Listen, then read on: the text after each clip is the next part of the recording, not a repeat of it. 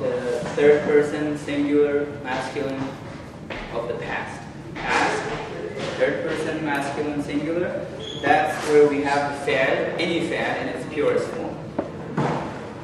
So that's like a test. If you want to test the fi'l in its original form, and you want to know all the original letters, you have to refer to the past masculine third person singular. Like Talaba, for example.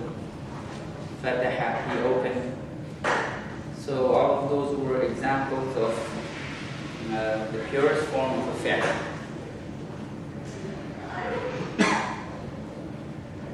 So we have al-mujarrad, that's al-mujarrad. Al-mazid is when you go to that form, you'll have extra letters that are not part of the root. Here's an example of that.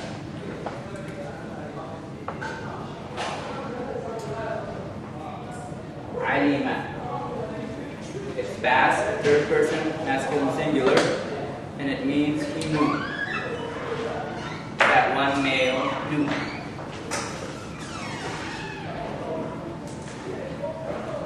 One of the examples of mazid from this would be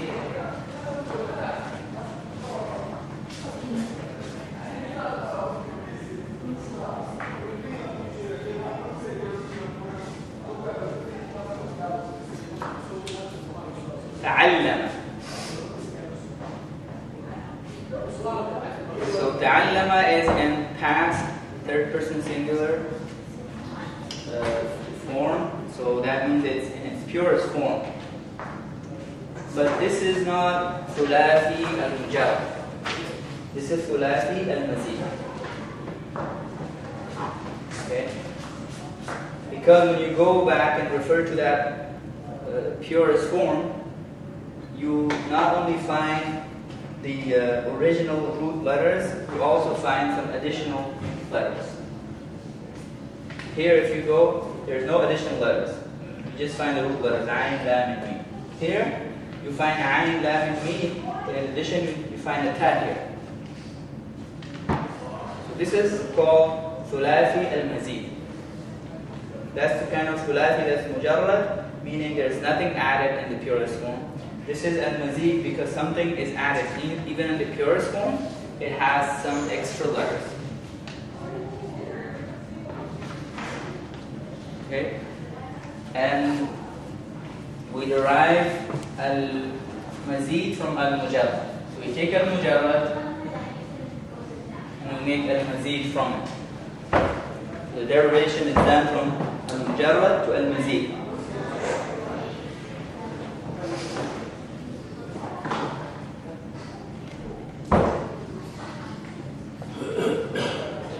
That's how we derive things. We don't derive mujarrad from mazid, because mujarrad is the origin, right? As you can see, this has the origin, right? Ayn, lam, mim. Here we add something to it, and then it has an extra letter ta. And when we do that, the purpose is to change the meaning. The purpose is to change the meaning in a certain way. How the meaning changes depends on what form you change it, and we will discuss that later. But for now, we have to learn the form in terms of what forms are available. How many forms can you change alima to, for example? And then we will, once we know the forms, we will know it's easy to recognize the reasons why we do that. Okay? So the ta there is not the mudari. It's not mudari. No, it's also past third person masculine singular. But the ta is added there to make it al-mazid. So ya'lamu is still mujarrad. Ya'lamu is still mujarrad because ya'lamu comes from alima. The litmus test for that would be the past third person singular. You go back to that, and there if you find any extra letters, then it's not mujarrad. But if you find any extra letters, then it's mazid. But if you find no extra letters, then it's mujarrad. So this is mujarrad, for example, and I'll give you another example.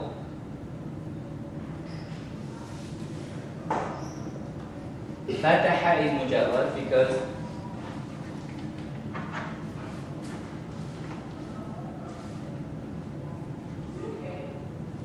انفتح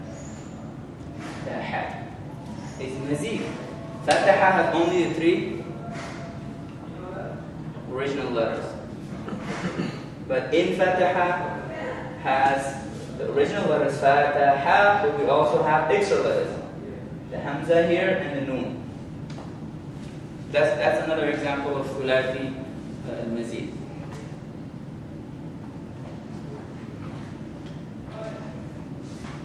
Even though this is also past. This is a different form than this. Okay? So these are different forms. We will go into detail of those, but for now we recognize that this is not rubai. This is not a 4-letter fa. It's still thulathi. Because the origin of ayn lam is there. The ta is extra. We don't count the ta as the original letter because it's not the original letter. We know that the root for ta'allama is ayn lam mim. Quick question. In English there is like a suffix or prefix. Does it have the ta? Can you call the ta a specific name? Like, if there is any? Yeah, it will be, it's attached at the beginning, it's what is affix, right? Prefix. Prefix, yeah. The end is affix. Suffix, yeah. So what, the Arabic, what is this to be called? Well, it's just called zaid. Zaid means extra. Yeah. Exactly. Whether it's at the end or at the Wherever it is, yeah, zaid. So this is an example of mujarrad in mazid. Okay?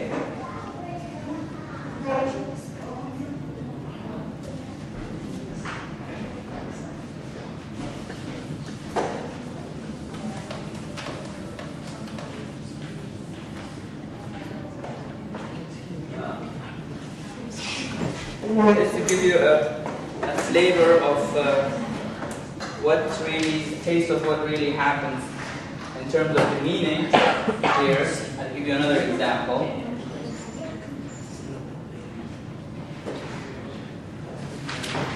We all know what sami'a means, right? So here, so it means he heard, that one person heard in the past. Past, third person, masculine, singular. He heard. Right? Now we have one of the forms of mazid from sami'a is asma'.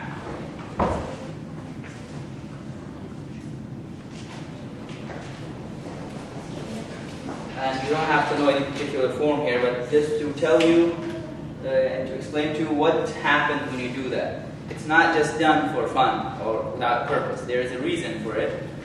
Sami'a means he heard. Asma' means he made it heard. Okay? So that's not the isn't something, right? No, because that would be asma'u. Oh. So what happens here? Sami'a means he heard in the past. Asma' means he made it heard. So if I hear you, that's sami'a. Right? But if I speak loud enough to make you hear, that's asma'. Okay? Basically, the causing For that to happen on somebody else, right? So this would be intransitive, this would be transitive. Here he heard it himself.